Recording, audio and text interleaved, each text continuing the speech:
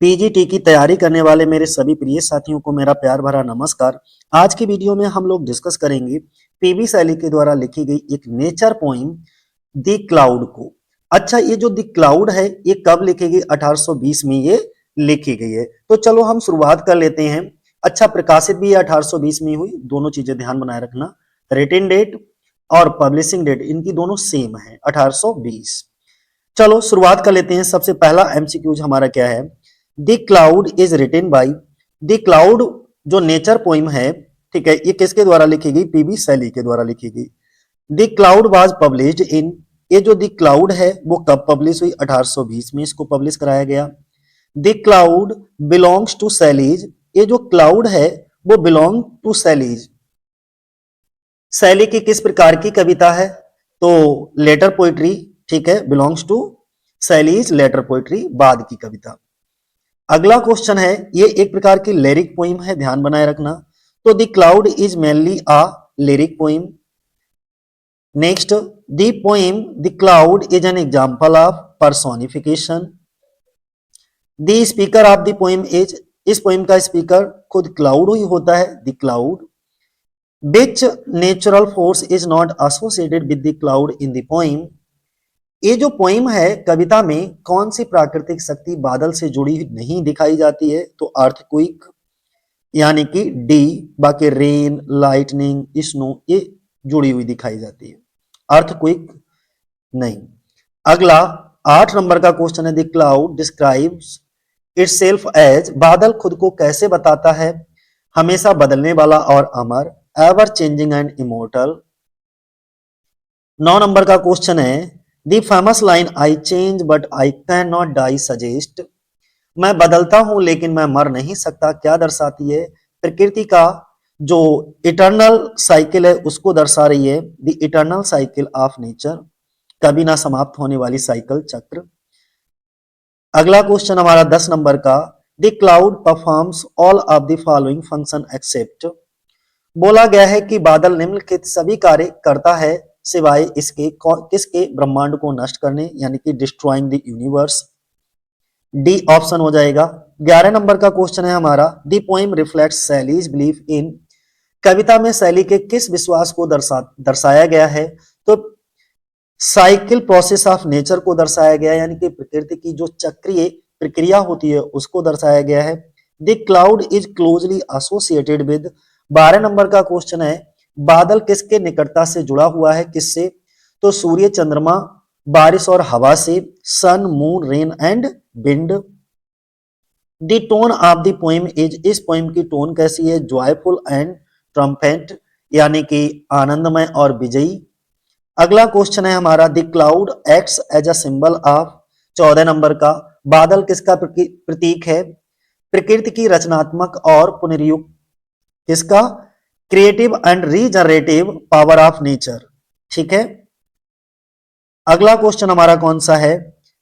Shelley's treatment of nature in the cloud is, बोला गया the cloud में प्रकृति के प्रति शैली का दृष्टिकोण कैसा है? तो गतिशील और सजीव दिखाया गया है, dynamic and living.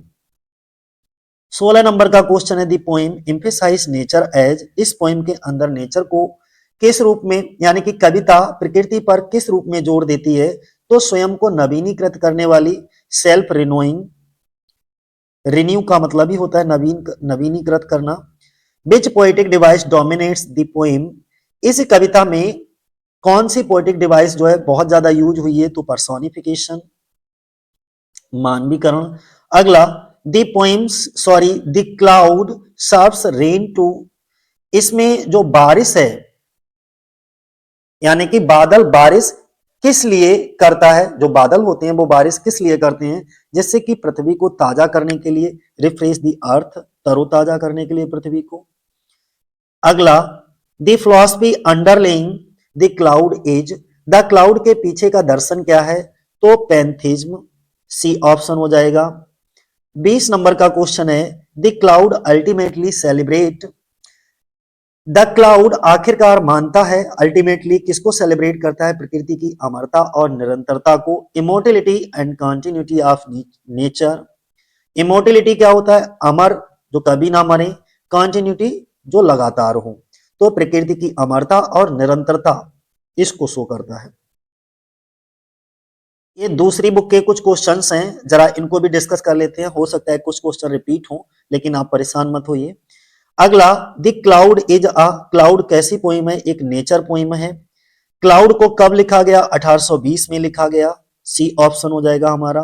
The poem presents, किस चीज को प्रेजेंट करती है? तो life history of a cloud, किसको प्रेजेंट करती है? Life history of a cloud, cloud की लाइफ हिस्ट्री को प्रेजेंट करती है।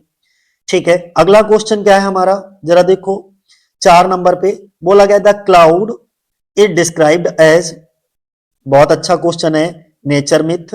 ठीक है, बी ऑप्शन हो जाएगा। द क्लाउड को किस रूप में वर्णित किया गया है? तो प्रकृति के मिथिक। 5वां क्वेश्चन हमारा कौन सा है? The beauty of the myth in the poem is described as flawless.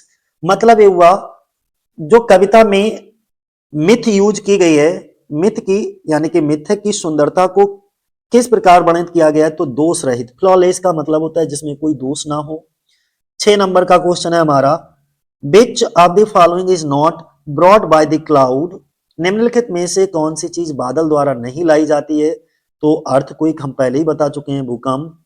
The cloud spread, जो क्लाउड हैं, बादल हैं, वो फैले होते हैं, तो हर जगह ये फैले होते हैं, एवरीवेयर।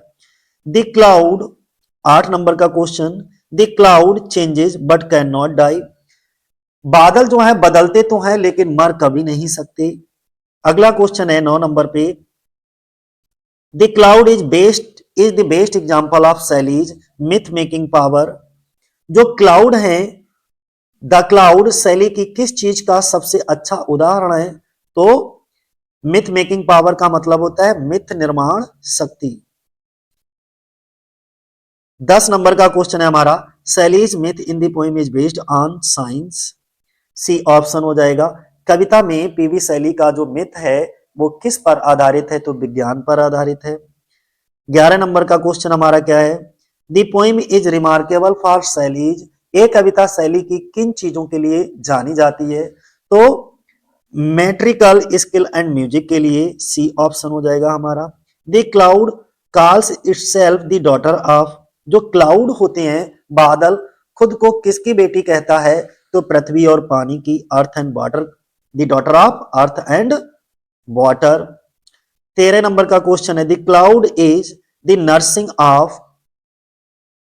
नर्सलिंग ऑफ, बोला गया है क्लाउड किसका बच्चा है? नर्सलिंग का मतलब है यहां पे बच्चा, तो आकाश का, इस पोइम के अंदर स्काई। 14 नंबर का क्वेश्चन है हमारा, the cloud possesses through the pores of, बादल किसके छिद्रों से गुजरता है? तो महासागर और किनारों, यानी कि सोर्स, समुद्री किनारे नहीं होते हैं। अगला, I change but can not die suggest, मैं बदल सकता हूं लेकिन समाप्त नहीं हो सकता, मर नहीं सकता, इटर्नल साइकिल ऑफ नेचर। अगला question, the speaker of the poem is, तो the cloud itself. The poem mainly celebrate, इस पोएम के अंदर मुख्य रूप से किस चीज को सेलिब्रेट किया गया है? तो इमोर्टिलिटी ऑफ नेचर को।